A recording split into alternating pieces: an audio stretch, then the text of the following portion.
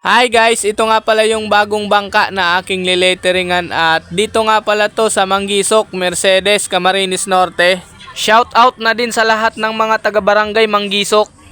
Ayan guys, at sinimulan ko na din tong letteringan. Shout out nga pala kay Lorely Gutierrez Asensio at maraming salamat po sa tiwala. Kulay itim nga pala ang unang ginamit kong kulay. Sa mga hindi nga pala nakakaalam ng nilalagay kong FB sa itaas ng pangalan, ito nga pala guys ay fishing boat. Kulay itim din nga pala guys ang ginamit kong kulay dito sa Prince. Sinunod ko na din dito ang Jason na pangalan at kulay itim din ang ginamit ko. Bali magkakaiba-iba lang sila sa kulay ng shadow. Dito naman sa pole ay anim na kulay ang gagawin ko dito. Sa itaas, kulay itim at sa ibaba, kulay pula. Naglagay na din nga pala ako ng kulay dilaw sa gilid para mas umangat pa yung kulay ng itim at kulay pula. Naglagay nga pala ako ng kulay green dyan sa gilid ng pangalan. Bali, 3 layer na kulay green ang gagawin ko dyan. Shout out nga pala kay Rocky Rason dyan sa Southern Leyte. At shout out din kay Ruel Garcia. Ayan guys, 3 layer na shadow din ang nilagay ko dito. Ito na nga pala guys,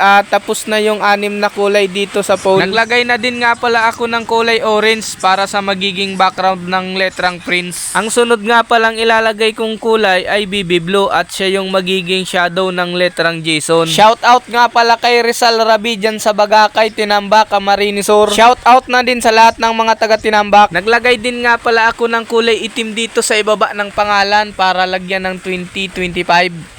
Ayan guys, ang ginagawa ko naman ngayon ay yung design para sa pigkabilang dulo ng bangka. Blue nga pala ang unang ginamit kong kulay dito. At sinunod ko na din nga pala dito yung kulay pula at sinunod ko na din dito yung kulay dilaw. Para preskong tingnan dyan sa kulay blue at kulay pula. Dito guys ay blue ulit ang ginamit kong kulay. Bali magiging 3 layer na kulay blue ito. Sumunod nga palang ginamit ko ay yung kulay itim para sa pagdugtong-dugtong ng mga kulay.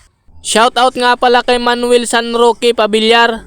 Shoutout sa Santa Maria, Bulacan, kay Alfred Siksik, Laika Pabilyar, sa kasapo ko, Kylie Siksik. Ayan guys, tapos na at maraming salamat po sa panonood. Shoutout nga pala sa lahat ng mga taga Mercedes at sa coastal area ng Mercedes from Roland Tebes.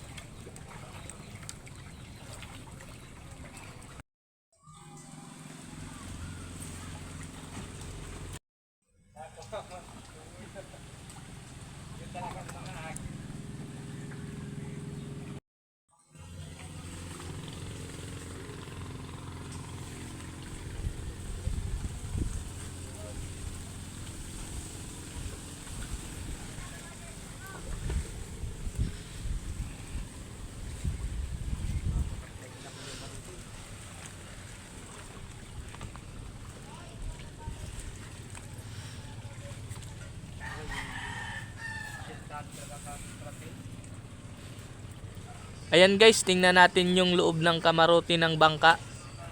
Bali, ito nga pala guys yung loob niya.